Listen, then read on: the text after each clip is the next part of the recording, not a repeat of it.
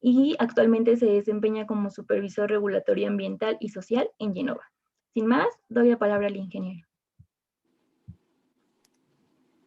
Perfecto. Buenas noches a todos. Muchísimas gracias por este espacio. Agradezco también al licenciado Ángel la invitación de formar parte de esta serie de ponencias que pues sin duda son bastante enriquecedoras. Entonces, sin más, voy a proceder a iniciar. Voy a desactivar la cámara si no tienen inconveniente, nada más para que el internet no se vaya a trabar por aquí. Sin ningún problema. Perfecto. Ahí me escuchan bien, ¿verdad?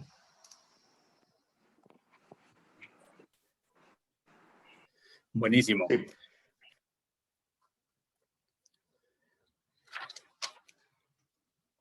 Ok, el tema del día de hoy que les voy a platicar es relacionado a la gestión integral de residuos en México. Es un tema pues bastante interesante, relativamente nuevo, digámoslo así. Entonces, creo que está en una etapa de maduración, en una etapa donde pues hay todavía bastantes áreas de oportunidad, pero al mismo tiempo ha habido avances muy significativos en la materia que obviamente suman, ¿no?, a todo este proceso de gestión integral que buscamos alcanzar. A ver, denme un segundito. Es que...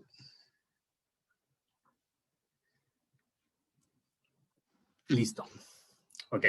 Bueno, iniciando. El marco jurídico de los residuos en México, digamos, está regulado en su nivel jerárquico más alto por la Constitución Política de los Estados Unidos Mexicanos. Aborda, digamos, dos disposiciones generales, ¿no? Y de alguna manera sencillas, por así decirlo.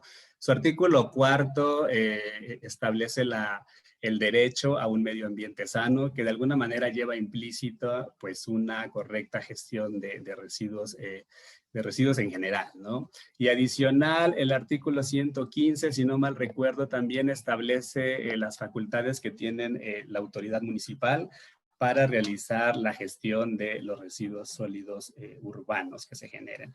En un, digamos, escalafón más abajo tenemos la Ley General para la Prevención y Gestión Integral de los Residuos.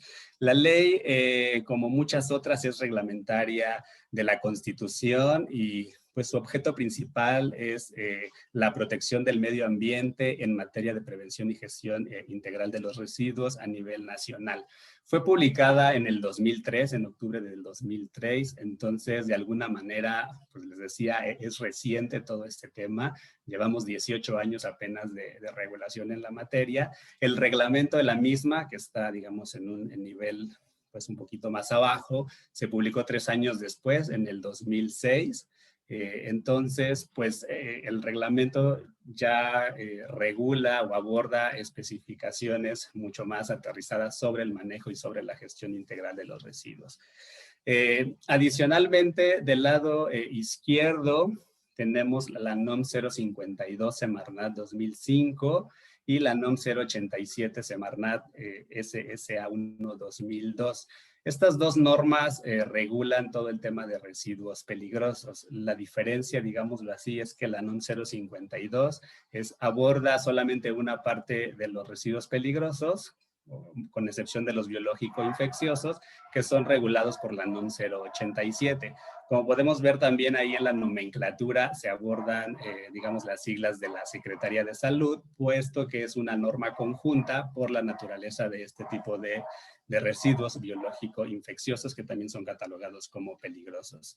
Al centro tenemos la norma 161, Semarnat 2011, y una de reciente creación de hace 2 años, la NOM 001 ASEA 2019. Esta última, pues emitida por la SEA para los proyectos o actividades del sector hidrocarburos. Y ambas pues están enfocadas en los residuos de manejo especial, en las características que deben, digamos, tener estos residuos para considerarse como tales y algunas listados y especificaciones para su manejo. Del lado derecho, y para el caso de residuos sólidos urbanos, tenemos, digamos, distintas reglas estatales y municipales. Lo pongo así de general porque, pues, dado que la naturaleza de este tipo de residuos se regula a nivel municipal, pues hay un universo, por así decirlo, de reglamentos, de legislación estatal, municipal, que tienen como objetivo, pues, la regulación y el manejo de estos residuos. En la línea punteada del lado izquierdo estoy agregando por ahí convenios internacionales. Hay algunos convenios de los que México es parte, que también están relacionados con el movimiento transfronterizo de recursos peligrosos, básicamente. Y adicional tenemos otras normas oficiales mexicanas, también, digamos, no secundarias, no menos importantes, pero que regulan, digamos, algunos aspectos distintos de la gestión de residuos en México. Con relación a la legislación estatal, también tenemos, pues digámoslo así, un universo, ¿no?, de regulación, puesto que en el caso de residuos de manejo especial, cada estado, como lo vamos a ver más adelantito, es responsable de la administración o del manejo de este tipo de residuos para dentro de su territorio.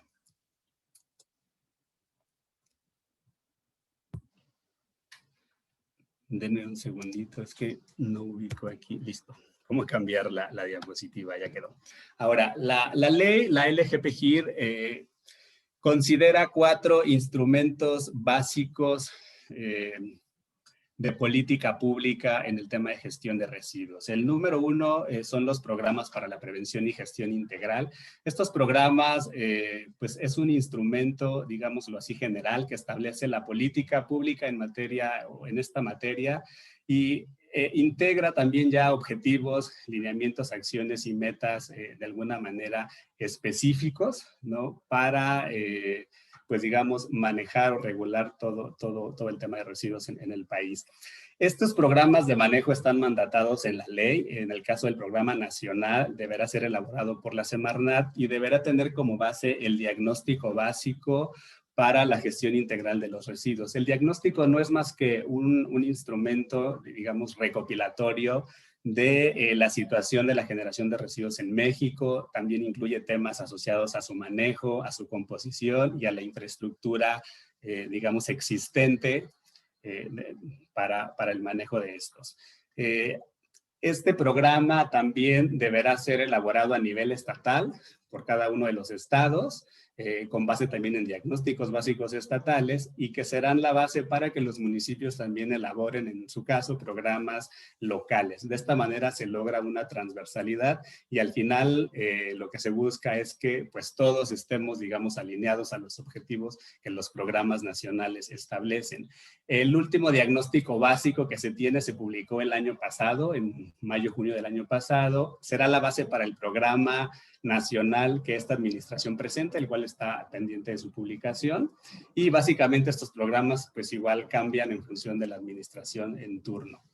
El segundo instrumento son los planes de manejo. Los planes de manejo es un instrumento, digamos, mucho más aterrizado. Es un instrumento donde quienes los elaboran y quienes los ejecutan ya establecen las acciones sólidas, las acciones que en teoría van a aplicar, digamos, en el día a día para minimizar la generación y maximizar la valorización de estos residuos. Se integran aquí en los planes de manejo ya, digamos, las acciones que, pues como promovente, como empresa, como proyecto vas a ejecutar para hacer una adecuada gestión en términos de toda la legislación aplicable. El instrumento 3 y 4 de alguna manera están correlacionados, ¿no? La participación social también integra el componente de educación ambiental y la participación social está, digamos, pues muy relacionada a la participación de grupos intersectoriales que puedan realizar también una función de asesoría, una función de evaluación, de seguimiento y de generación de información que sume a las políticas públicas, ¿no? También la ley establece o promueve el que se instalen o se instauren más bien reconocimientos a esfuerzos destacados en la materia.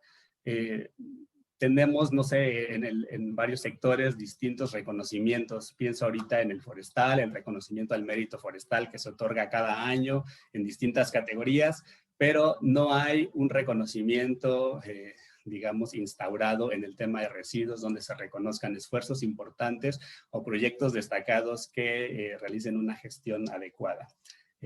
Y el derecho a la información, finalmente, pues también relacionado al componente social, pues este componente nos permite, digamos, acceder a información de cómo se formula y cómo se ejecuta la política pública en México a través de las distintas plataformas de transparencia que seguramente ya todos conocemos, y esto también nos permite obtener información relacionada a los sistemas digamos, de información de gestión integral de residuos de los 3 niveles de gobierno.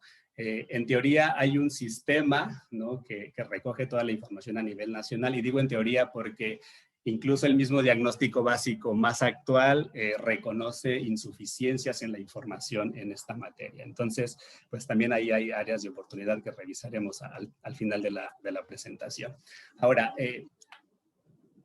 entrando al término de distribución de competencias, digamos, ¿qué le toca a cada quien? En términos generales, tenemos que a la federación, al gobierno federal le corresponde el manejo y gestión de residuos peligrosos, a las entidades federativas los residuos de manejo especial y a los municipios los residuos sólidos urbanos. Hay ciertas particularidades en este tema. ¿A qué me refiero? Por ejemplo, residuos peligrosos, generados por microgeneradores, que lo vamos a ver más adelante, que es un microgenerador, ya no son como tal competencia de la federación, pasan a ser competencia de los estados y eventualmente de los municipios. En el caso de municipios particularmente regulan el manejo de residuos peligrosos generados en las casas habitación, o en escuelas, en dependencias de gobierno, digamos, que son generadores mucho más pequeños, ¿no? Por ejemplo, los residuos sólidos urbanos que se generan por un generador, por un gran generador, es decir, que genera más de 10 toneladas anuales, se convierte ya en un residuo de manejo especial que en teoría tendría que ser manejado por el Estado. Entonces, son las especificidades que podemos encontrar en este tema, pero en términos generales, y como lo abordaremos a lo largo de la presentación, es como lo muestro en esta lámina. Ahora, entrando ya un poquito en materia, pues surge la duda, ¿no? ¿Qué es la gestión integral de residuos?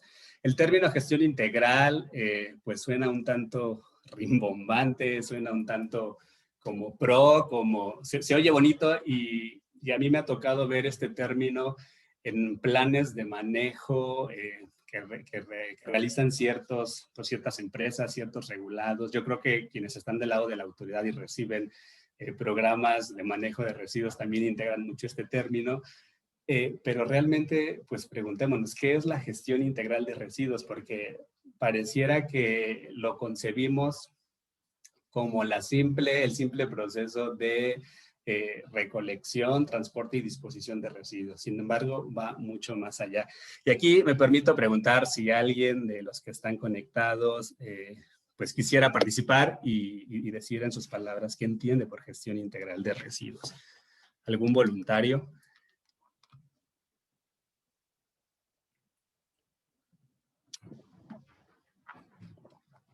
¿No?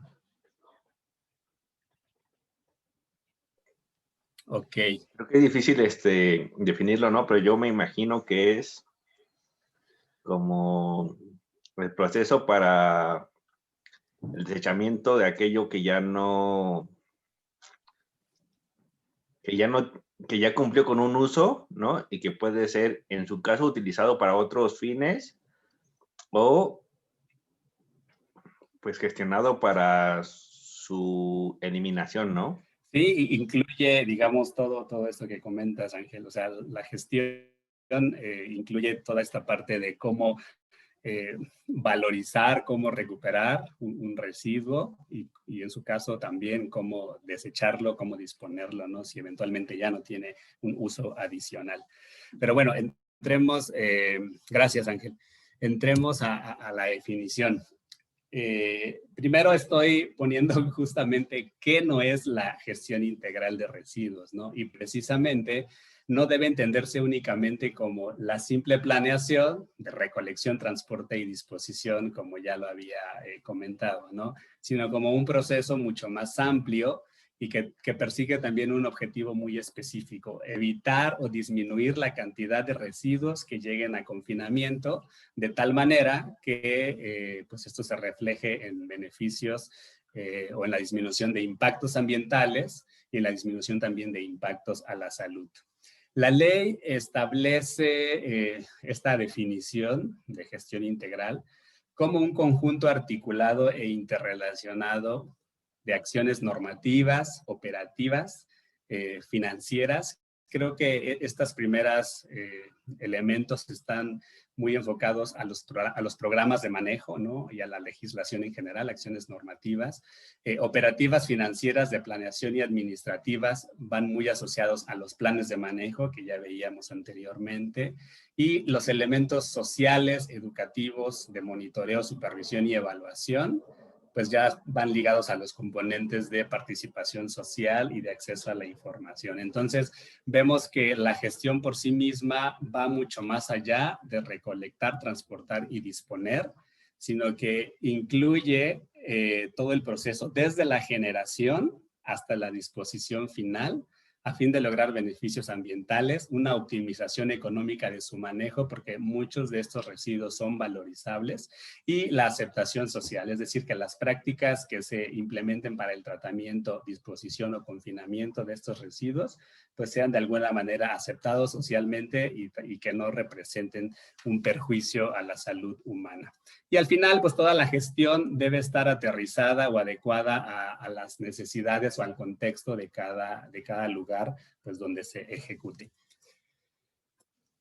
Ahora, entrando igual, pues ya un poco más en la materia, definamos qué es un residuo.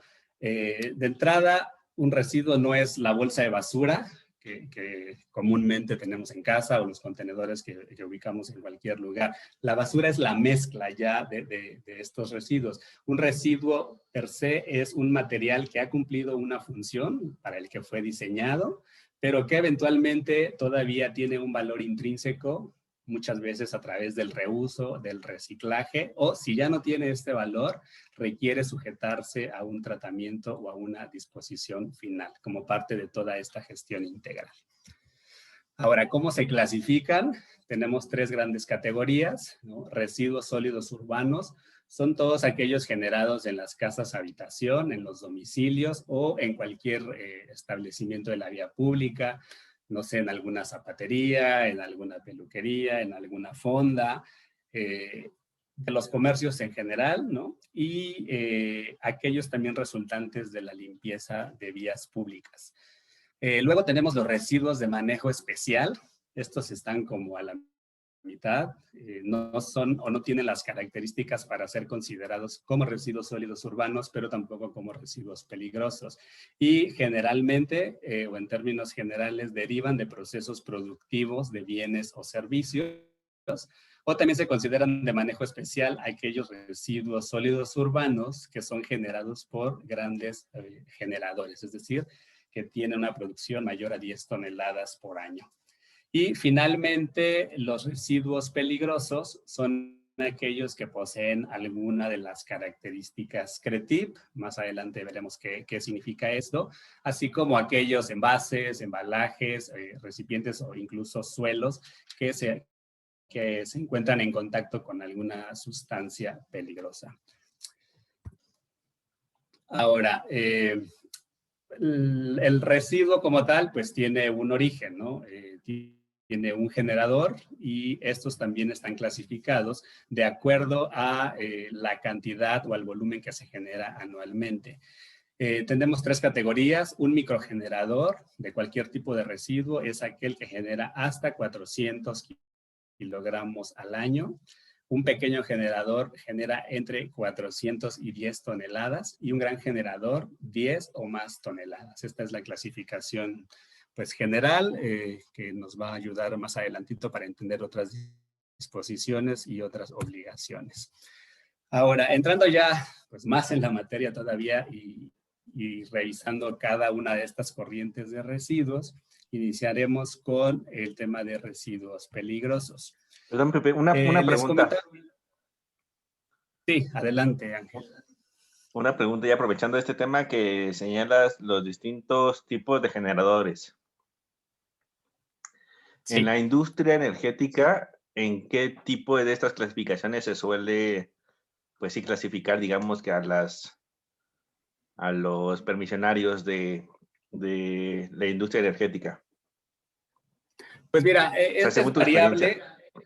es variable porque pues cada generador debe realizar una estimación de los residuos que estima generar en todos sus procesos. Entonces, pero eventualmente son grandes generadores. La mayoría son grandes generadores, hablando, por ejemplo, de todas las actividades alrededor de Pemex, incluso yo me atrevería a decir que de CFE, son grandes generadores. Los pequeños generadores van más asociados pues a proyectos medios. Pienso ahorita en varios gasoductos en los que estuve trabajando, participando como el supervisor de cumplimiento durante la construcción y caían en pequeños generadores, ¿no? Pero porque son proyectos relativamente sencillos o complejos, pero hablando ya de proyectos que son muy grandes como los energéticos, digamos asociados a Pemex, por ejemplo, la mayoría son grandes generadores. Ok, muchas gracias. Perfecto. Igual si tienen alguna otra duda o comentario sobre la marcha, lo vamos platicando. Les comentaba entonces. Sí, adelante. Sorry, no pude alzar la manita. No te preocupes. Tiene que ver con este tema de tu opinión sobre separar el tema de los residuos. En el caso, por ejemplo, tratándose de transporte de usos propios de gas natural. Al final, tener ese permiso te hace ser del sector hidrocarburos, ¿correcto? Correcto. Pero mi actividad principal no es ese transporte de gas natural. Para el cumplimiento de obligaciones, separar el tema de los residuos que se generan solo por el transporte es complejo en estos casos. ¿Tu opinión respecto a las obligaciones sería con la SEA, con Semarnat, cuando tu actividad principal es otra? Por ejemplo, generación de energía. Mira, este es un tema bastante interesante y me lleva a recordar alguna charla que tuvimos con varios compañeros cuando la SEA emitió disposiciones en materia de manejo de residuos, porque efectivamente se creó una confusión entre si era ASEA o si a ti te regulaba las disposiciones de ASEA o las de Semarnat. En nuestro caso era que nosotros como regulados del sector hidrocarburos, pues en teoría nos regía la normatividad de ASEA, pero nuestra actividad se realizaba de construcción, en este caso se realizaba a través de un contratista. Entonces nosotros como regulados no éramos directamente los productores o los generadores de residuos, sino el contratista, pero la actividad del contratista no era generación de energía, sino era construcción propiamente. Entonces ahí entró un debate interesante, pero a la conclusión a la que llegamos, y esa sería mi opinión, y como lo hemos estado manejando, es que al tener una actividad, o sea, si tú como regulado, si eres regulado del sector hidrocarburos, del sector energético, sería la SEA quien estaría pues regulando toda tu actividad. No sé si contesté a tu pregunta. Sí.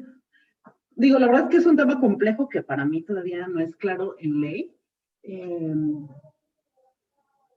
Y sobre todo, o bueno, en ley puede que sí, ¿no? O sea, tiene fundamento que tenga que separar mis residuos que se generan del ducto, pero el cumplimiento, llevar el cumplimiento ante dos autoridades cuando los residuos son mínimos en el supuesto específico de transporte de usos propios, en ductos muy pequeños, se me hace sobre regular, ¿no? O sea, tener que ir con ASEA, todo lo que implica, cuando ya tienes cumplimiento por otro lado, con Semarnat, ¿no? Totalmente de acuerdo. Y de hecho, al final, digamos, traigo una serie de puntos pues sobre las áreas de oportunidad en este tema, y precisamente hay uno, digo, lo veremos, que habla sobre cierta duplicidad de funciones y que eventualmente la SEA, la regulación de la SEA también viene de alguna manera como a fragmentar esta gestión integral, y obviamente eso conlleva a una confusión de los regulados, de los promoventes, como en este caso, ¿no? Entonces, sí son temas que se tendrían que revisar para definir atribuciones, digamos, particulares y evitar duplicidad, y obviamente esto en beneficio de una gestión adecuada, ¿no? Ahora sí que todos tendríamos que salir ganando si la ley estuviera muy clara, ¿no? En ese sentido. Pero digo, coincido totalmente contigo y pues si gustas también lo retomamos al final de la charla. Vale, gracias.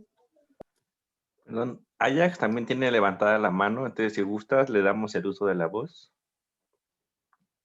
Sí, claro, apóyame con eso, Ángel, porque no puedo ver quiénes son los que piden la palabra. Claro que sí. Sí, muchas gracias. Bueno, pues agradeciendo, José, tu participación y la exposición que estás haciendo, nada más matizar un poco lo que se comentó en cuestión de hidrocarburos y los residuos que tiene que ver competencia de la agencia. Pues el primero es que la agencia como tal, eh, lo que hizo fue simplificar esto que de por sí ya es muy confuso en cuanto a las atribuciones y competencias entre autoridades. Y lo que hizo es que solamente le dio el carácter de generador a toda aquella persona que tuviera título habilitante, es decir, a un contratista o a un permisionario. ¿Por qué hizo esto? Porque pues como bien ya refirieron, hay empresas que solamente se encargan de recolectar residuos o un subcontratista de Pemex quien materialmente es quien genera eso. Como es mucho lío estar persiguiendo o sea, no es lo mismo agarrar a una persona que perseguir a 15 en el cumplimiento de las obligaciones de residuos. Lo que hizo la agencia fue simplificar esto y solamente darle el carácter de generador de residuos a aquellas personas que tuvieran título habilitante, ¿no? Entonces, por ejemplo, en el supuesto que acabo de decir, un subcontratista de Pemex, como tal, no es un generador de residuos para la agencia. El generador es Pemex, aunque Pemex no haga, materialmente no genere el residuo. Así como las empresas que prestan servicios de recolección y de manejo de residuos, ellas tampoco son los generadores de residuos. Sigue siendo, en este caso, Pemex, quien es el generador de residuos. Entonces, ese es como el primer matiz. El segundo de lo que ya comentaste, de lo de micro o gran generador, pues por lo que me ha tocado ver aquí en la agencia, el único o los únicos supuestos que generen más de 10 toneladas, pues es en las actividades de exploración y extracción de hidrocarburos, porque en las demás, pues sí es muy difícil que se llegue a eso de las 10 toneladas, ¿no? Por ejemplo, expendio al público en gasolineras, en estaciones de servicio genérico que no sean solamente gasolineras, pues es muy difícil que llegues a las 10 toneladas, ¿no? Porque también esto es anual. Creo que es, bueno, si no mal recuerdo, el límite para llegar a las 10 toneladas creo que se maneja anualmente. Igual, si no, ahí me corriges. Y bueno, y esos son los principales matices, pero el importante es quién se considera generador por parte de la agencia, porque pues también muchos decían, no es que yo presto el servicio de recolección aquí para la plataforma, pero pues mi principal actividad no es esa, también lo hago en actividades mineras y demás. Entonces en la agencia se tomó la determinación de que quien es el obligado en materia de residuos, pues solamente es la persona que tiene título habilitante y no como tal sus subcontratistas ni prestadores de servicio. Incluso lo que hace también la norma 01 y criterios internos dentro de la agencia es que dentro de los planes de manejo del obligado, en este caso del regulado, se tiene que contemplar las acciones o las actividades que lleve a cabo tanto sus subcontratistas como sus prestadores de servicio. Y pues bueno, esa es mi intervención. Igual no sé si tengan alguna otra inquietud. Perfecto. Oye, buenísima participación. Muchas gracias por estos comentarios. Yo creo que efectivamente es muy importante el que se emitan este tipo de lineamientos, ¿no? Porque, pues, como bien comentaba la compañera anterior y como hemos, pues, también encontrado, ¿no? En lo personal este tipo de situaciones, eventualmente se genera esta confusión, ¿no? Pero muchas gracias por la aclaración. Creo que esto suma bastante a la charla. Ok, no sé si hay alguien más o si no, continuamos.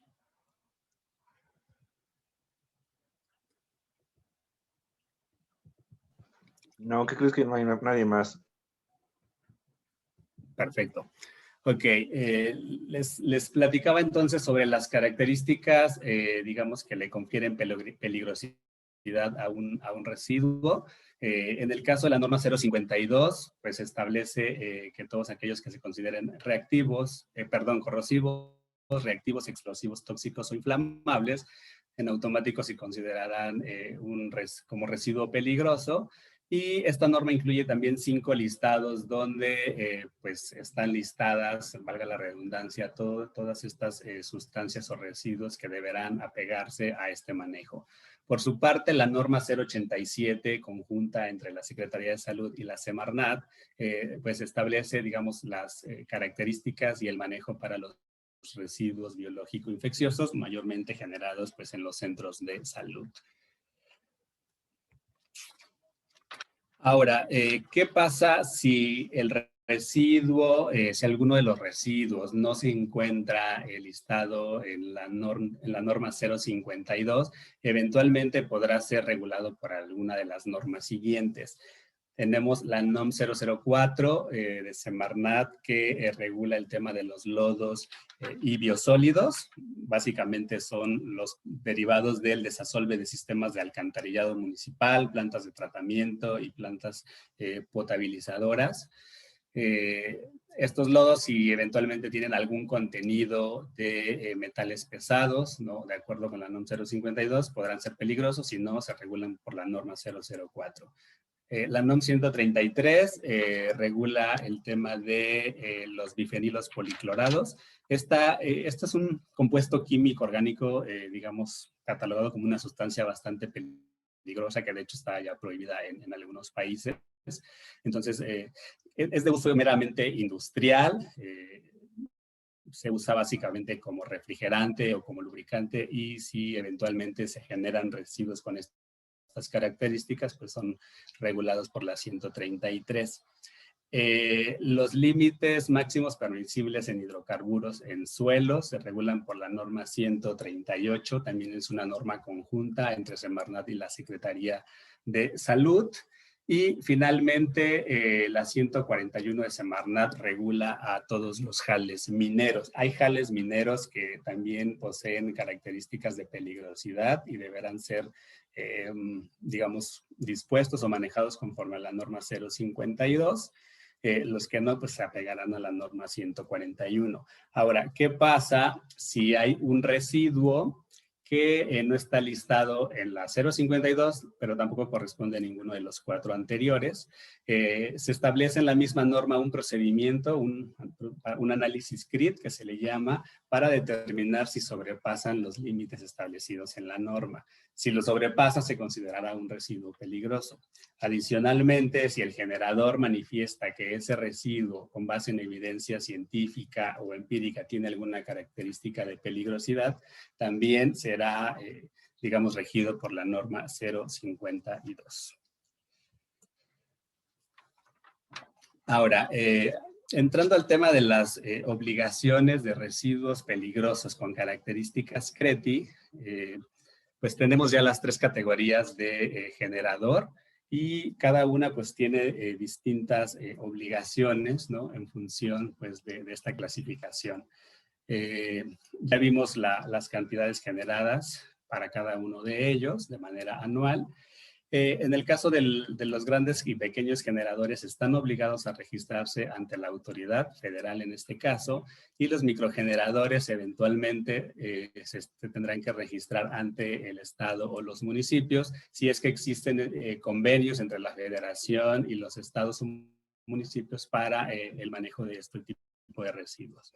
Con relación a las bitácoras e informes, tanto los grandes generadores como los pequeños están obligados a llevar una bitácora durante su manejo integral, y únicamente los grandes generadores son los que están obligados a presentar un informe anual a través de la COA, a través de la cédula de operación anual, que es más bien este organismo, este instrumento encargado, digamos, de reportar, ¿no?, el tema de residuos peligrosos, el tema de emisiones y el tema de aguas residuales.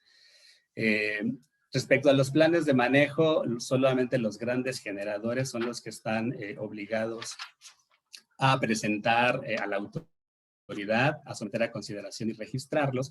Y en el caso de los pequeños y los microgeneradores, únicamente se establece que deberán estar sujetos a planes de manejo. Pueden ser planes de manejo propios o pueden ser también planes de manejo, digamos, que ya existan y que se adhieran o se apeguen, digamos, al manejo que está establecido en estos instrumentos. Con relación a las pólizas de seguro, únicamente a los grandes generadores se les solicita contar con un seguro ambiental, esto digamos como garantía por alguna emergencia o por algún daño que pueda ocasionarse durante la gestión de residuos y eventualmente por la reparación de daños. Respecto a la notificación de cierre de instalaciones o de la suspensión de actividad generadora, los 3 generadores están obligados a notificar una vez que suspenden su actividad. Ahora, entrando, digamos, ya a la gestión y al manejo propio en la práctica, digamos, de los residuos peligrosos con características CRETI, pues inicia con el registro como generador de residuos peligrosos. Aquí en este trámite o en esta etapa es donde se determina la categoría que le corresponde al generador, grande, pequeño o micro. Los grandes generadores son los que estarán obligados a registrar su plan de manejo como un siguiente paso. A la par, pues se tendrá que ya realizar el almacenamiento temporal de estos residuos peligrosos desde el momento en el que se inicie la generación. Estos pasos no necesariamente van en este orden cronológico, algunos pueden estar empalmados, pero digamos lo puse así como únicamente para ilustrar. Les comentaba, el almacenamiento temporal, pues obviamente no se debe realizar en cualquier sitio, se deben de considerar características muy particulares. Por ejemplo, deben ser áreas separadas de sitios de producción, de oficinas, de áreas de servicio, de áreas de almacenes de materias primas. Se deben ubicar también en zonas donde se minimicen o reduzcan riesgos por emisiones, por fugas. Por ejemplo, pues un almacén de residuos peligrosos no se puede, digamos, colocar al lado de un tanque de almacenamiento de combustible o de gas, por ejemplo, ¿no? También se debe evitar el riesgo por inundaciones. Debe integrar dispositivos para la contención de derrames, por ejemplo, pretiles o fosas de contención. En el caso del almacenamiento de residuos líquidos, también se debe de considerar un piso con pendiente y canaletas, pues para capturar los derrames que eventualmente pudieran suceder. Se debe también contar con un sistema de extinción de incendios. Se debe tener letreros y señalizaciones pues adecuadas, donde únicamente se permita el acceso a personal autorizado. El almacén también debe tener un responsable asignado. Y particularmente recuerdo en algún caso particular donde pues con la idea de ir un poquito más allá, también se llegan a realizar, por ejemplo, estudios de resistividad para determinar la colocación de apartarrayos, y también se ha hecho en algún momento el aterrizado, ¿no?, de las instalaciones, también por si se generan, por si se manejan contenedores metálicos, ¿no?, que pudieran pues atraer algún rayo a la instalación, ¿no? A la par de todo este almacenamiento, pues se debe llevar la bitácora que establece la legislación, al menos para los grandes y los pequeños generadores. La bitácora es, o no es más que un formato, ¿no? Un formato donde se establece el nombre del residuo, su característica de peligrosidad, el área o proceso donde se generó, la fecha de ingreso y la fecha de salida del almacén. También se debe señalar cuál es la siguiente fase posterior al almacenamiento, eventualmente es la disposición o el tratamiento de ese tipo de residuos. Se debe de colocar también el nombre del prestador de servicios a quien se le entregarán los residuos y el responsable de la bitácora. Ahora, este almacenamiento no puede ir más allá de los 6 meses, aunque eventualmente pues, se puede solicitar una prórroga también por otro periodo igual. También dentro de las obligaciones del generador, pues está realizar el envasado, la clasificación y el etiquetado de todos los residuos que digamos que se tengan dentro de esta área y realizar su manejo y almacenamiento adecuado. Hay algunos residuos que son incompatibles, entonces pues se debe, digamos, de analizar bien cuáles pueden estar juntos, cuáles no. Se debe de tener, digamos, espacio suficiente o capacidad suficiente para el tránsito del personal, tanto operativo como de, digamos, personal, no sé, de bomberos, por ejemplo, si hubiera una emergencia, pues para que puedan transitar, ¿no? Entonces, hasta aquí, digamos, sería un primer paso de toda la gestión y manejo de residuos peligrosos que estaría a cargo del generador. Ahora, posterior llega la parte de transporte, que normalmente pues ya es realizado por un tercero autorizado, ¿no? Por parte de la Semarnat o de la SEA, en función de, pues digamos, del giro. El transportista también debe tener una autorización de la Secretaría de Comunicaciones y Transportes. Este permiso pues autoriza también el tipo de vehículo que se va a utilizar, el tipo de residuo que se va a, digamos, a transportar en las vías generales de comunicación. Incluso pudiera incluirse los números de placas, ¿no? de estos vehículos. Al momento de que el transportista llega a la instalación a recoger, digamos, los residuos peligrosos, el generador deberá entregarle un manifiesto de disposición, más bien, sí, de disposición final. Este manifiesto debe de incluir, digamos, los datos, ¿no? de las 3 partes que estarán involucradas en la gestión. Es decir, por un lado, el generador y los tipos de residuos y las cantidades que estará entregando el transportista.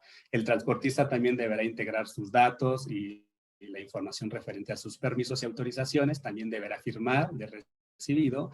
Y el transportista, cuando recoge estos residuos, se lleva el manifiesto para que cuando él lo pase a la siguiente etapa, que es centros de acopio, tratamiento a disposición final, el destinatario también, digamos, firme de recibido. De esta manera, pues se garantiza que los residuos llegan, digamos, pues a su destino final y finalmente ese manifiesto debe regresar al generador dentro de los 60 días naturales siguientes a que se hace la recolección, para que de esta manera el generador pues ya tenga, digamos, la información o la evidencia de que su gestión se está realizando de acuerdo a las disposiciones. Como parte de las obligaciones también se establece que tanto generadores como transportistas deben conservar los manifiestos y bitácoras dentro de un periodo de 5 años posteriores a la disposición de los residuos.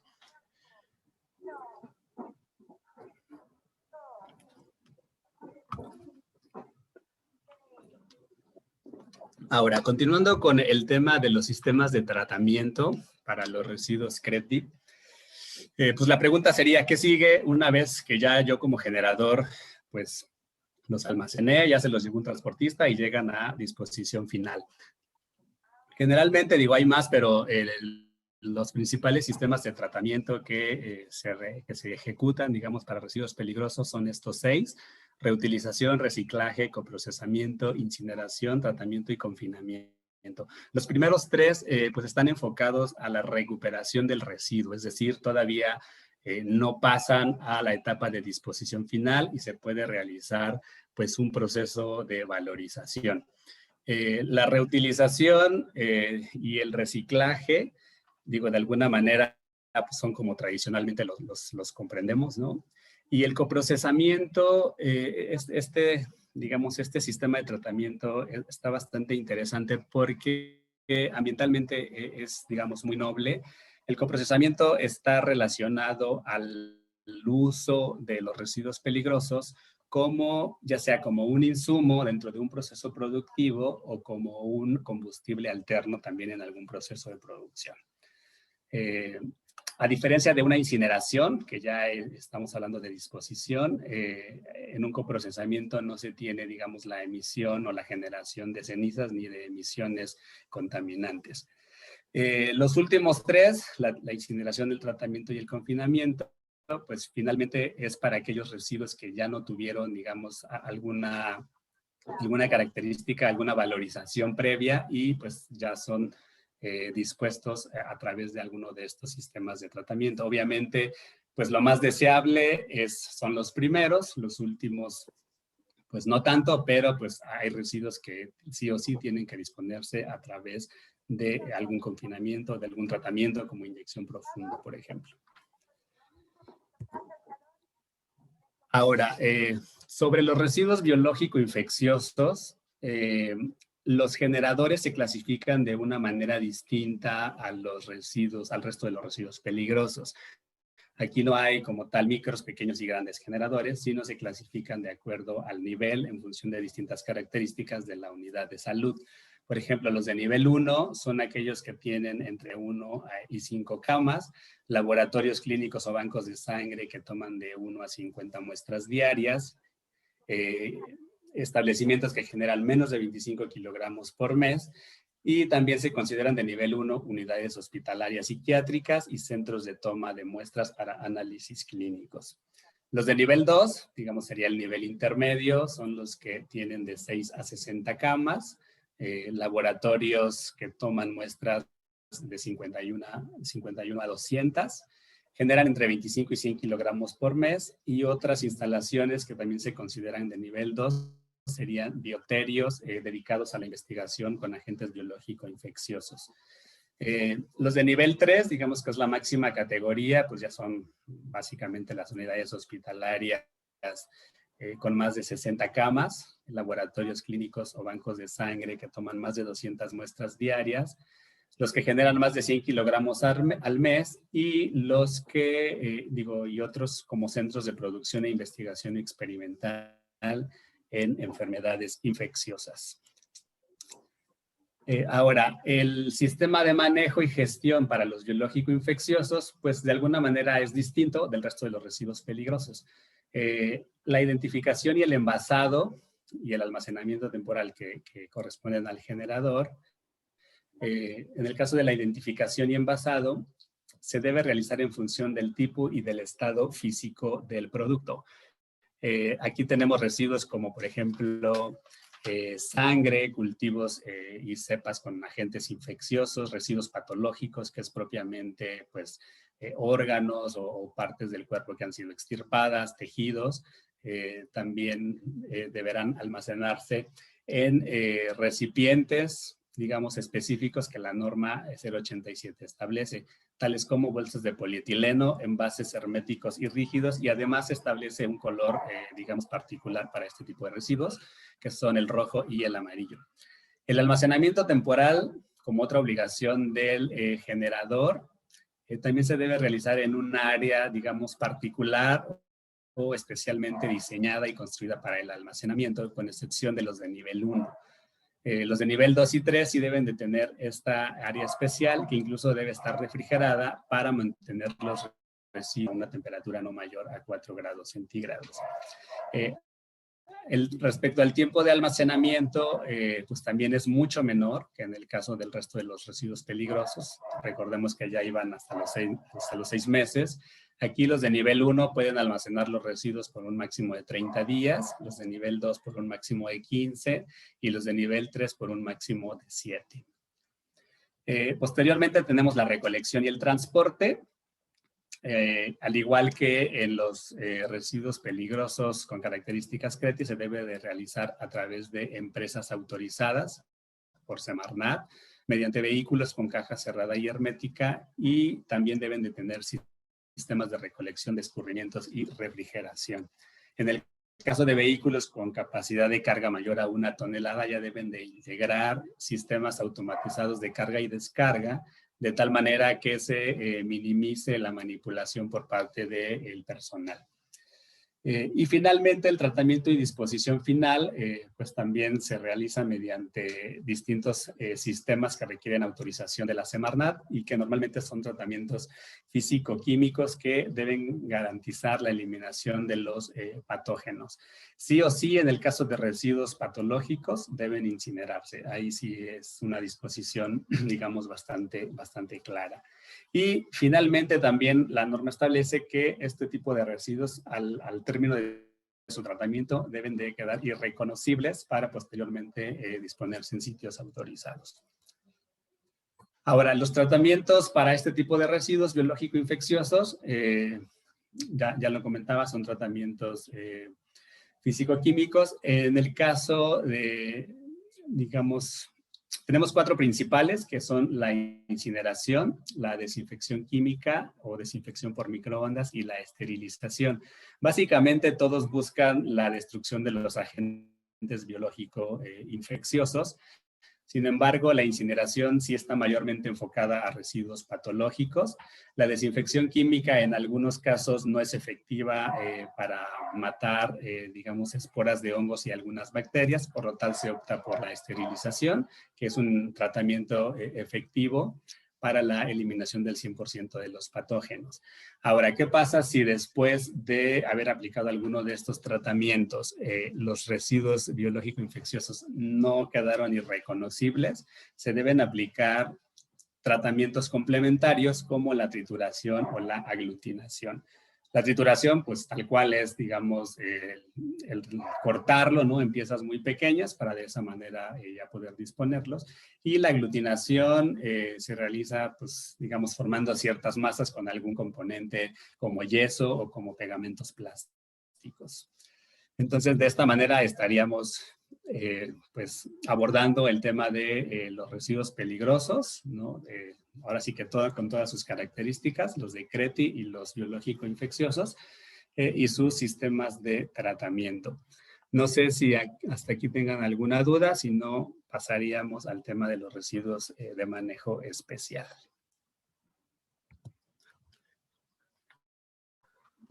Yo sí tengo una pregunta, Pepe, pero no sé si quepa exactamente en este tema que estás tratando. Platícame. Es un caso específico, ¿no? Imaginemos una subestación eléctrica, ¿no? En el cual se están llevando a cabo obras de construcción y resulta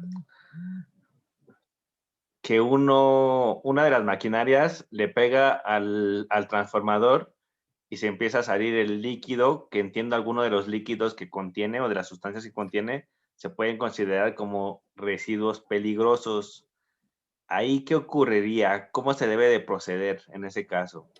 Considerando que ya se derramó, pues digamos ya hay un derrame considerable, ¿no? Hay unos litros que ya están formando un charco, ¿no? ¿Qué tan no grande sé es cómo el se charco? debería de proceder en ese caso. Híjoles, no sé, pero imagínate uno de aproximadamente, ¿qué te gustaría? Unos 4 metros por 2, no sé, así haciendo algo como... Bueno, ahí como, falló el bueno, sistema de atención a emergencias de inicio, ¿no? Digamos, ok. por la disposición que ya hay del residuo. Pero bueno, mira, de entrada todo residuo o todo material que entre en contacto con alguna sustancia peligrosa será catalogado como residuos peligrosos. Hablando de ese proyecto que hipotéticamente comentas, pues pensemos que digamos, el promovente está acreditado, está registrado como generador de residuos con la categoría con la que haya quedado registrado. Ese material eventualmente deberá ser pues recolectado y tratado como un residuo peligroso, ¿no? Llámese suelo, llámese madera, llámese concreto, llámese plástico. Todo el material, no sé, estopa, por ejemplo, que se haya utilizado para la contención del derrame, todo lo que haya quedado impregnado se considerará como un residuo peligroso. Ahora, hay alguna disposición también que establece que si el derrame sobre un terreno es mayor a 1 metro cúbico, ese tipo de incidentes, por así decirlo, ya deben de notificarse a la Secretaría y además tienes que notificar qué acciones, digamos, realizaste para su, pues digamos, para el manejo, para la remediación, ¿no? Entonces ahí tú ya puedes decir, oye, pues sí, se me derramaron 3 metros cúbicos, pero pues todo el material fue dispuesto en el almacén, ¿no? De acuerdo a las disposiciones de ley. Yo estoy registrado como generador, gran generador o pequeño generador. Y adicionalmente realizamos estas medidas, ¿no? Quizá después rellenaste con suelo, no sé, o sea, ya tendríamos ahí que ver qué acciones se establecieron para la remediación del sitio, por así decirlo. Entonces, digamos, resumiendo, tenemos pues dos, digamos, acciones principales, ¿no?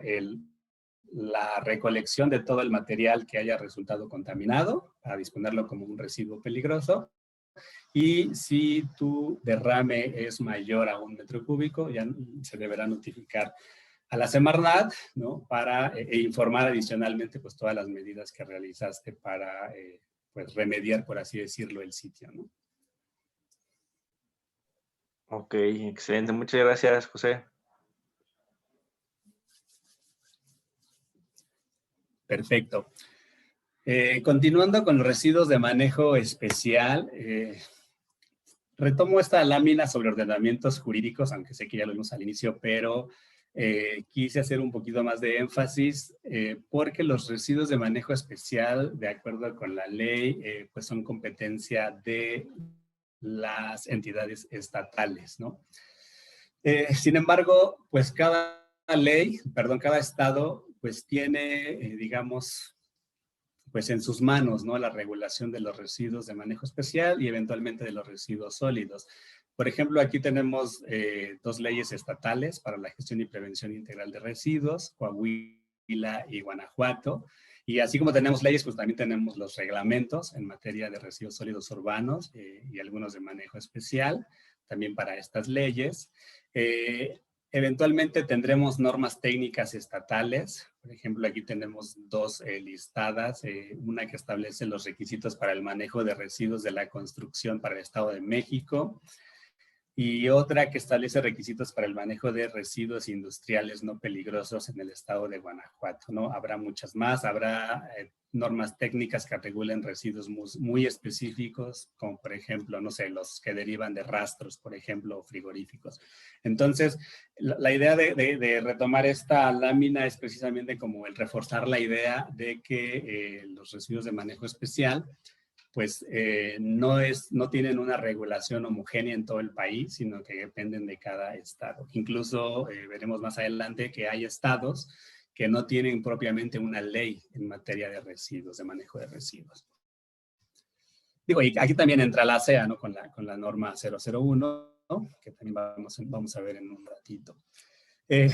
Ahora, ya les platicaba también antes la definición de residuos de manejo especial, que está definido por estos criterios, digamos, particulares, ¿no? Son aquellos que se generan en cualquier actividad relacionada con extracción, beneficio, transformación, procesamiento o utilización de materiales para la producción de bienes y servicios. Son aquellos también que no reúnen las características domiciliarias, como los residuos sólidos urbanos, o que no posean algunas de las características de peligrosidad en términos de la norma 052 y la norma 087, que ya revisamos. Y finalmente, se consideran también residuos de manejo especial los residuos sólidos urbanos que son generados por un gran generador, o sea, en una cantidad igual o mayor a 10 toneladas al año y que requiera un manejo específico para su valorización. Ahora, ¿cuáles residuos de manejo especial están sujetos a un plan de manejo? La ley define, digamos, cuáles son los residuos de manejo especial en base a los criterios que ya vimos anteriormente. Pero adicionalmente la norma 161 de Semarnat y la norma 001 de ASEA sí establece ciertos residuos que deberán estar sujetos a planes de manejo. Aquí les coloqué un resumen, no son todos.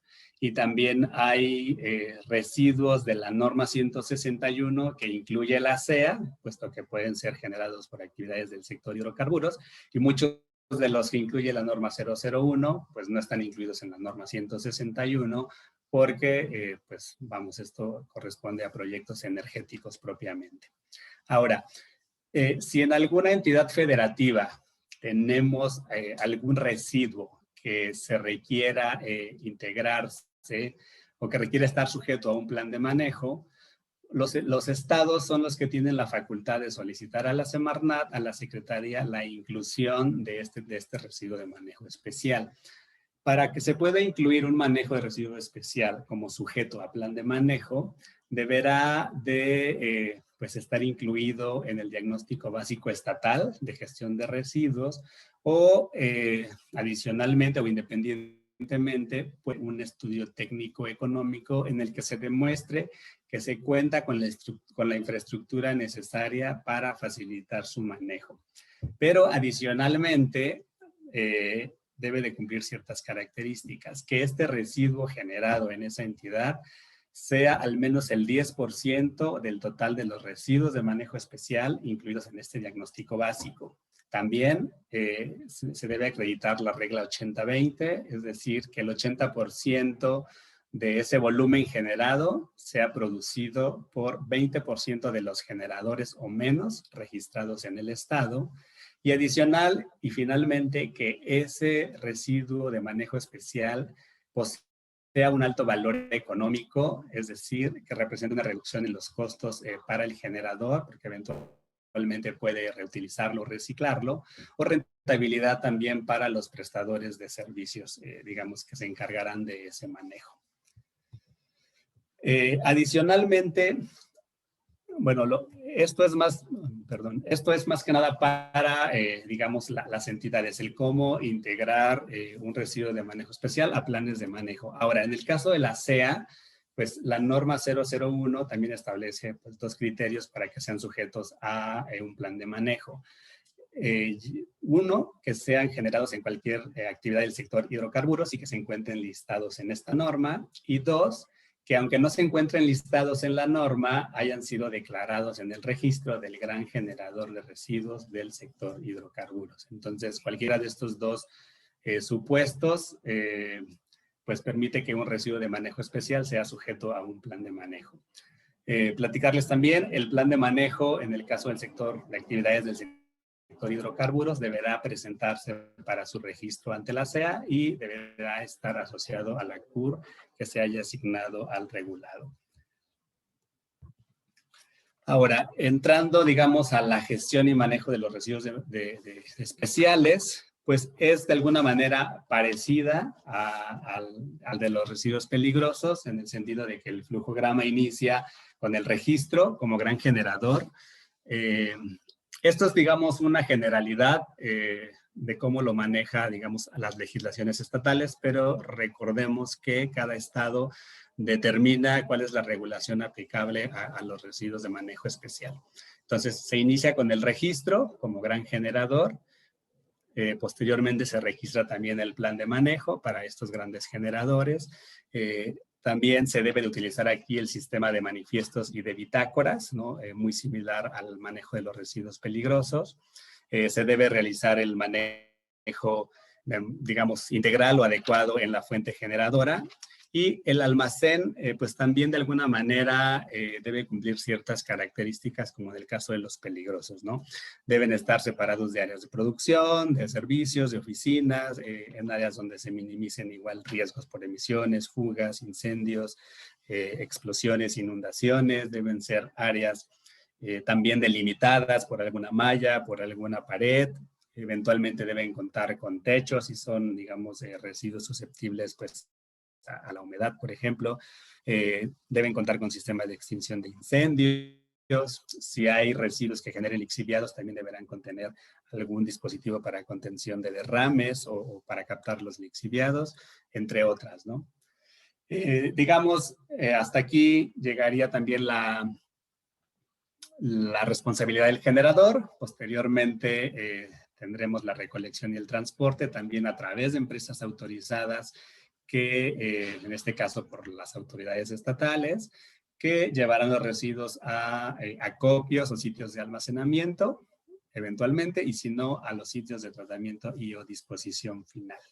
Los estados también son los responsables de autorizar el manejo, tratamiento y disposición final de los residuos de manejo especial para los prestadores de servicios que se dediquen a esta actividad. Y particularmente en el caso de las actividades del sector hidrocarburos, la CEA sí establece la obligación dentro de sus DACs del registro para micro, pequeños y grandes generadores de los residuos de manejo especial, no únicamente para los grandes generadores, sino para las 3 categorías. Y de igual manera, la CEA es la responsable de autorizar todos los sistemas de tratamiento para los residuos de manejo especial.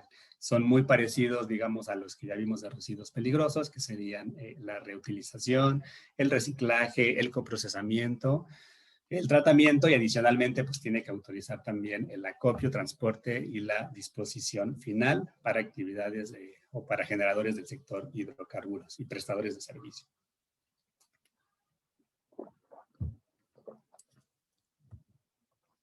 Ok, hasta aquí estaríamos revisando el sistema de gestión y manejo para residuos especiales, residuos de manejo especial. Si no hay algún comentario o alguna pregunta, continuamos con los residuos sólidos urbanos. Los residuos sólidos urbanos, pues creo que todos estamos más familiarizados con esta gestión, ¿no? De alguna manera, pues prácticamente día a día tenemos pues contacto, ¿no? con los residuos domiciliarios. Recordar, en la Constitución y en la ley, en la LGPGIR, se establece, digamos, la facultad de los municipios para la gestión integral de los residuos sólidos urbanos. Los residuos sólidos urbanos, atendiendo a una separación, digamos, adecuada, de manera inicial se separan en orgánicos e inorgánicos, ¿no? Posteriormente pasaría a una separación primaria avanzada, donde ya se clasifican en 4 grandes grupos: biodegradables aprovechables, que son básicamente los orgánicos; inorgánicos con potencial de reciclaje, que son propiamente los que pasan a una separación secundaria, como cartón, papel, metales, plástico y vidrio; los residuos de manejo especial y voluminosos, que vendrían siendo, por ejemplo, pues aparatos electrónicos, colchones, focos, pilas también entrarían dentro de esta categoría. Tenemos también los residuos inorgánicos de aprovechamiento limitado, que son básicamente todos los residuos higiénicos, toallas sanitarias, pañales, curitas, cotonetes, digamos, todos estos residuos que difícilmente pueden tener un aprovechamiento o una valorización. Y finalmente la separación secundaria, pues que ya les platicaba, ¿no? Esta clasificación de la separación es, digamos, pues, ¿cómo decirlo? Pues si no el ideal, es una separación bastante apegada a la gestión integral, puesto que pues ya realiza una separación que idealmente tendría que realizarse en la fuente de generación. De hecho, esta separación está o corresponde a la norma ambiental de la Ciudad de México, y donde se establece que la obligación de esta separación tendría que realizarse desde la casa, ¿no? Sin embargo, creo que todavía no ha logrado permear entre la ciudadanía, y difícilmente realizamos esta separación para que la recolección ya sea, digamos, mucho más sencilla. Ahora, el sistema de manejo de los residuos sólidos urbanos, pues sí es distinto, ¿no? De alguna manera. Perdón, ¿te puedo molestar tantito? Tenemos una pregunta en el chat, si quieres te la leo. Ok. Dice, pensando en el sector hidrocarburos, en el caso de una toma de núcleos, ¿hay algún manejo especial si estos presentan incrustaciones de torio, uranio y potasio en distintos intervalos de la muestra? Ok, ahí nada más no sé si me puedan ayudar a platicarme cuál es la toma de núcleo. Digo, no entiendo muy bien a qué se refiere el término. o en general, ¿cuál es la actividad del sector? Como para tener un poquito más de contexto. Hola, ¿qué tal? Bueno, yo hice la pregunta. Soy Salvador Miranda y soy ingeniero petrolero. La toma de núcleos se realiza para conocer las cuestiones petrofísicas de los estratos del yacimiento, para conocer para realizar estudios de laboratorio, para conocer cuestiones como permeabilidad, porosidad y entre otras cosas. Entonces, sabemos que en el subsuelo también hay incrustaciones de elementos radiactivos, como lo es el torio, el uranio y el potasio. Quisiera saber si hay algún manejo especial para este tipo de muestras. Ok, con base en lo que ya revisamos, yo creo que lo ideal sería la realización de un análisis que nos permitiera determinar cuáles son las características de esta toma, ¿no? De esta muestra. Si eventualmente, derivado de este análisis, se encuentran características de peligrosidad por encima de los parámetros de una norma, tendría que catalogarse como un residuo peligroso. De lo contrario, podría manejarse como un residuo de manejo especial, digamos, y pues en función de eso ya apegarse a las disposiciones aplicables para el tipo de residuos. Al ser una actividad del sector pues, petrolero, hidrocarburos, pues tendríamos que regirnos ya sea por las disposiciones de la CEA o por las disposiciones de la Semarnat. No sé si respondí a tu pregunta o hay alguna, digamos, connotación más específica. No, sí está bien. Sí, muchas gracias. Perdón, yo nada más tengo de hecho, una pregunta sobre la pregunta de Salvador. Salvador, el núcleo, o sea, el núcleo entiendo lo extraen para hacer un procesamiento de datos, pero ¿ese núcleo se desecha o más bien se guarda?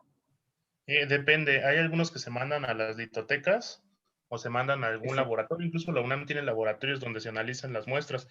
Y incluso hay también celdas PBTs donde se someten los núcleos a cuestiones de presión y temperatura para ver cómo se comporta el fluido, para el caso de las muestras que contengan ya fluido hidrocarburo. No todas se desechan, algunas sí se guardan.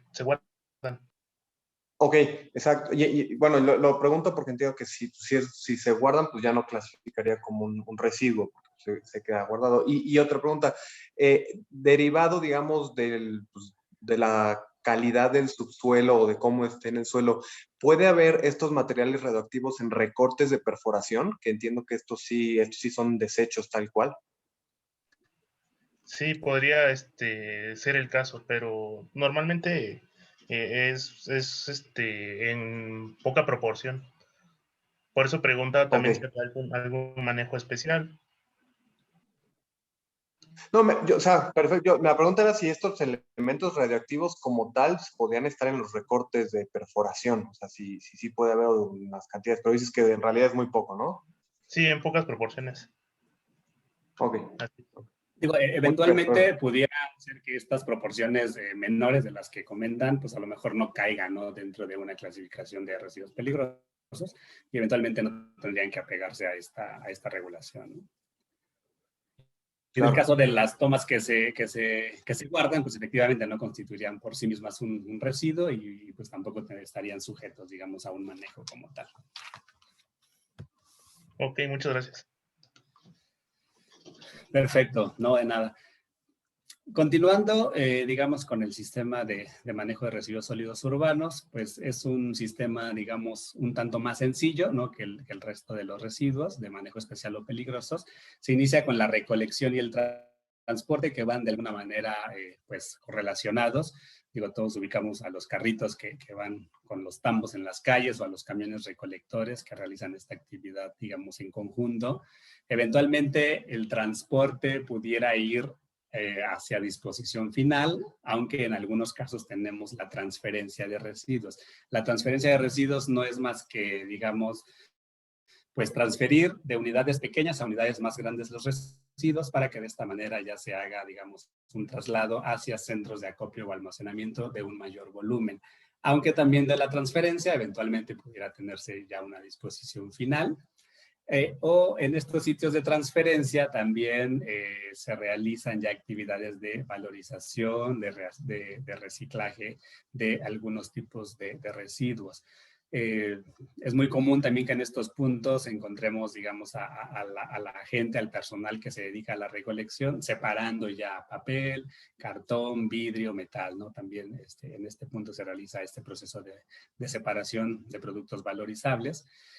Posteriormente, en los centros de acopio o almacenamiento es donde mayormente ya deriva un proceso de separación más especializada y donde ya se determinan los productos que van a reciclaje o a composteo y que eventualmente pueden ser utilizados pues, para unos proyectos que digamos, pues todavía van más allá, ¿no? Como la producción de energía y biogás mediante residuos. En el caso del reciclaje, pues sería para un uso industrial y en el caso del composteo para uso agrícola, para jardinería, por ejemplo. Después del acopio de almacenamiento, si es que se tiene esta etapa, pues ya se llevan a disposición final a rellenos sanitarios que en teoría pues tendrían que cumplir con las disposiciones que establece la NOM 083 para sitios de disposición final de residuos sólidos urbanos y residuos de manejo especial. De acuerdo con esta norma, hay 4 tipos de sitios, ¿no? Que van en función del tonelaje por día que ingresa. Los de tipo A reciben más de 100 toneladas diarias, los de tipo B entre 50 y 100, los de tipo C entre 10 y 50 y los de tipo D menor a 10. Ahora, ¿qué restricciones se establecen para la ubicación de estos sitios? En el caso de que pretendan ubicarse a una distancia menor a 13 kilómetros de un aeropuerto o de un aeródromo de uso público, se deberá de realizar un estudio de riesgo aviario a fin de determinar pues, cuál sería la probabilidad de accidentes. También se deberá ubicar fuera de áreas naturales protegidas, salvo que los planes de manejo de esas áreas pues, permitan la instalación de este tipo de infraestructura. Se deben de ubicar a una distancia mínima de 500 metros en poblaciones de mayores a 2.500 habitantes, considerando, digamos, el límite externo de la mancha urbana considerada en los planes de desarrollo urbano. También debe estar fuera de áreas de marismas, humedales, manglares, de sitios arqueológicos, de sitios de recarga de acuíferos y en sitios libres de fallas o fracturas geológicas. También deben ubicarse fuera de zonas de inundación con periodos de retorno de 100 años. Deben ubicarse a una distancia mínima de 500 metros de cuerpos de agua de caudal continuo, como ríos, lagos, lagunas, y a 500 metros mínimos respecto de pozos de uso industrial, doméstico, agrícola o ganadero.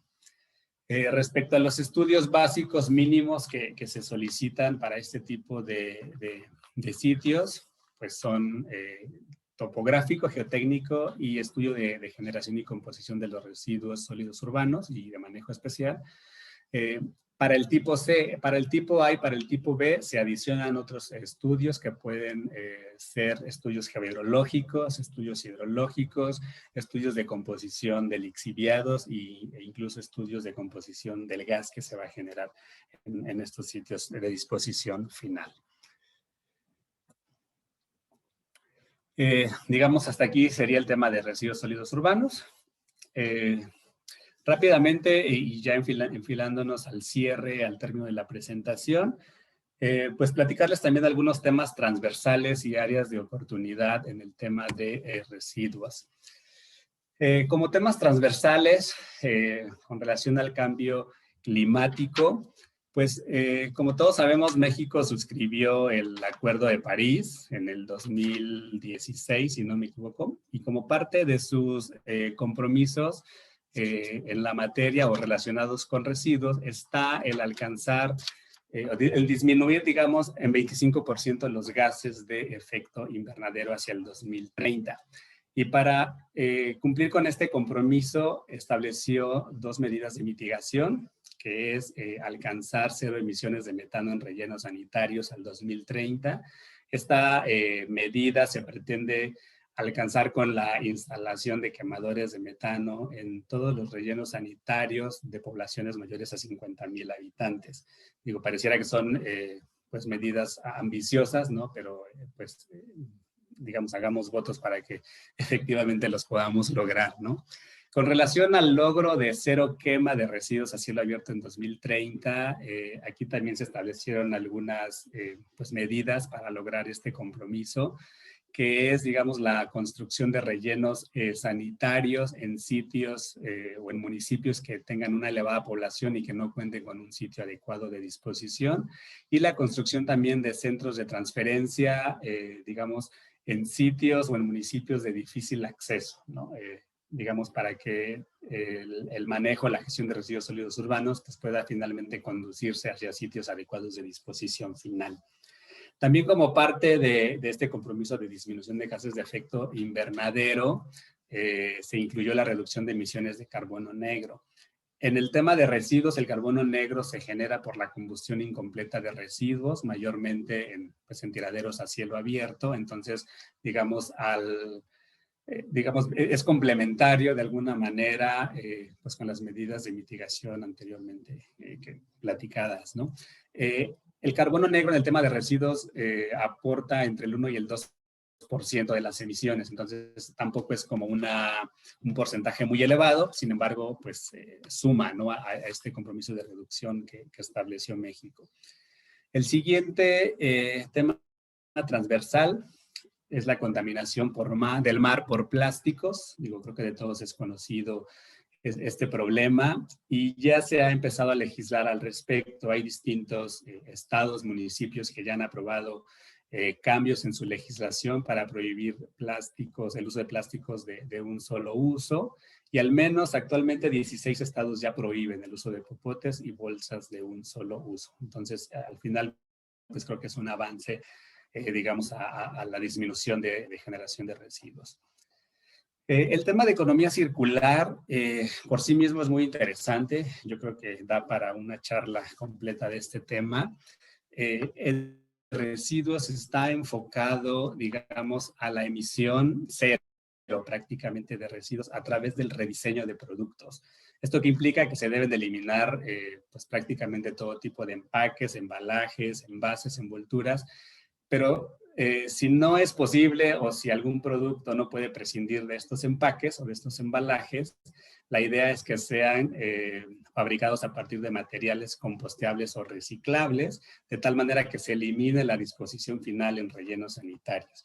Ahorita mayormente estamos en una economía lineal donde pues tenemos un producto, lo usamos, lo desechamos y lo disponemos. La economía circular lo que busca es que los residuos que se generen, que eventualmente puedan generarse, se mantengan, digamos, circulando a través de reutilización, a través del retorno, a través de la reparación, a través del reciclaje, y de esa manera pues ya evitamos la disposición en rellenos sanitarios. Un ejemplo en México que seguramente todos conocemos es el de ECOCE, Ecología y Compromiso Empresarial.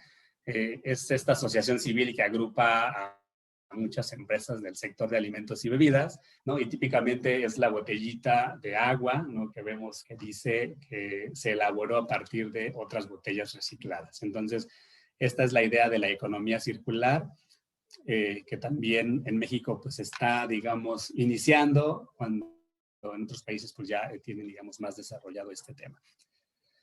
El siguiente tema transversal es el aprovechamiento energético de los residuos, también un tema bastante interesante, pero que pues también en México está apenas en su fase inicial.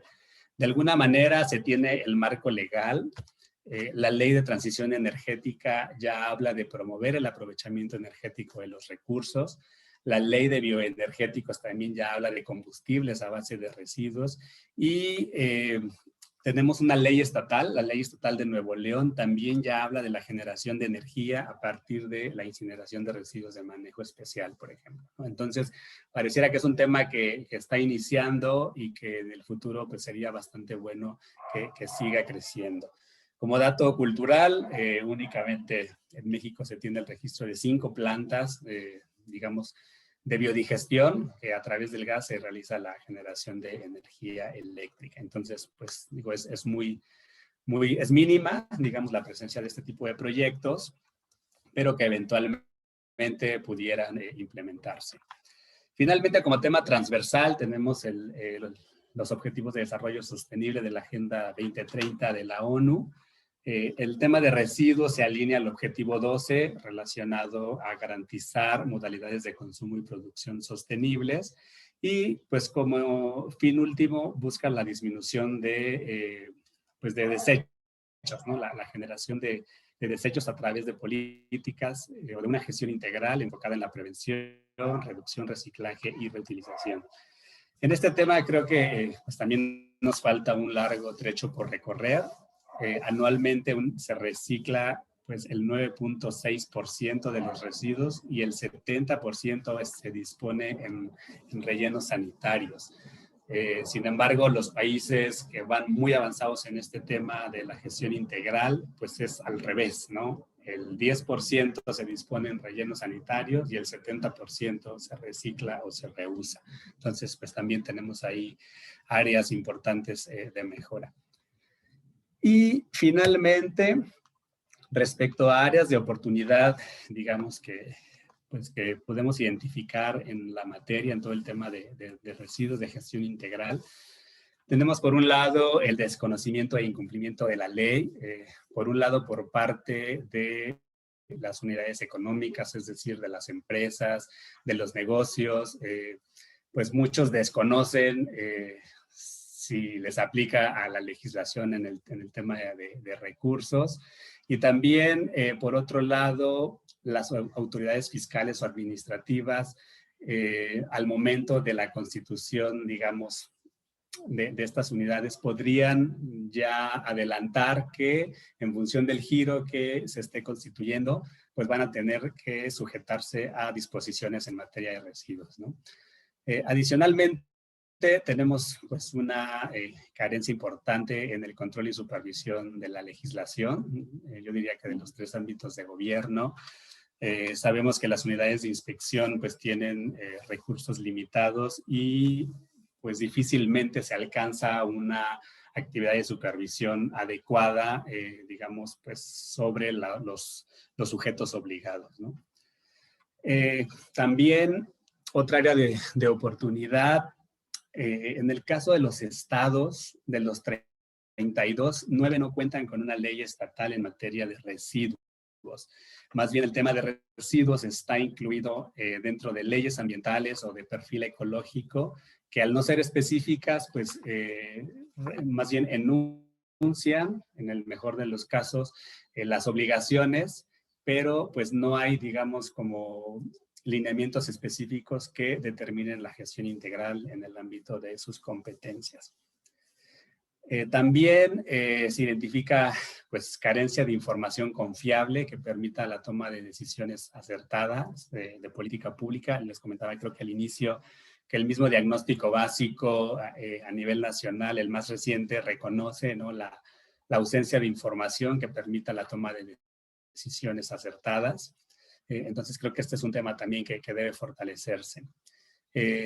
La escasa separación de residuos en el origen y su recolección separada conlleva a que pues, tengamos niveles muy bajos de valorización, de reciclamiento y eventualmente pues, la mayoría de los residuos no permiten o no pueden ser valorizados.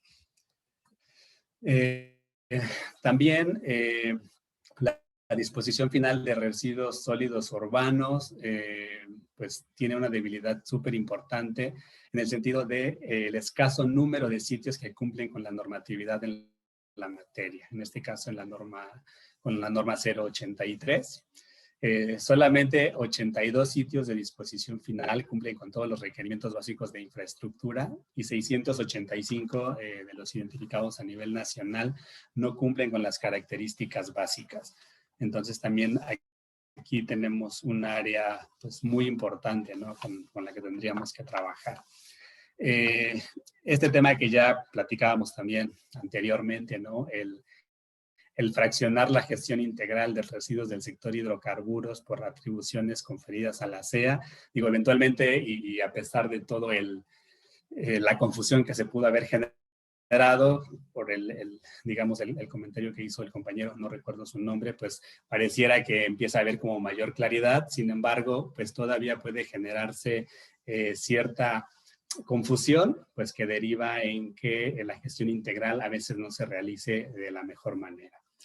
Y finalmente, creo que un área, y yo diría que es casi que la principal, es que en términos prácticos, la legislación, así como está formulada, hablando de las normas oficiales, hablando del reglamento incluso, no considera como tal el enfoque de gestión integral o de aprovechamiento y valorización de los residuos, sino que todos estos instrumentos están limitados a clasificar a los residuos, a determinar cuáles son las características, pues se establecen ciertos listados, cuáles serán los que serán sujetos a planes de manejo, establecen obligaciones, pero prácticamente ninguno está enfocado a determinar cuáles residuos sí pueden ser valorizados, cuáles residuos sí pueden ser aprovechados y cuáles no, y entonces ahí sí tendría que realizarse alguno de los tratamientos de disposición final. Entonces, pues resumiendo esta última parte, tenemos, digamos, áreas de oportunidad, pero también tenemos avances importantes como los que ya también realizamos en los temas transversales, ¿no? Sin duda, es un tema, repito, pues relativamente nuevo, ¿no? Que sigue desarrollándose y seguramente, pues, vendrán todas las reformas que se requieran, pues, para lograr que la gestión integral de los residuos, pues, sea, digamos, lo más apegada a la definición que revisamos al inicio de la ley, ¿no? Por mi parte, pues, es todo. Espero haber contribuido con ustedes a través de esta información. No sé si tengan alguna duda, algún comentario. Aquí están mis datos de contacto por si alguien pues, requiere alguna información adicional. Y pues, Ángel, sería todo de mi parte. Muchísimas gracias a todos por su atención. No sé si alguien tenga alguna pregunta, algún comentario. Si no, yo sí tengo una pregunta para ti, José. Adelante.